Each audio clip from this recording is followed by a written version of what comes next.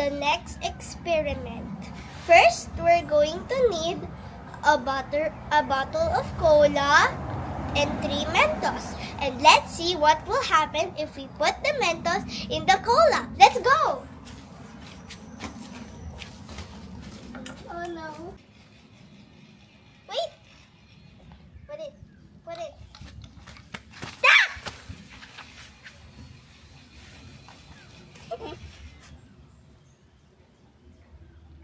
We need more Mentos!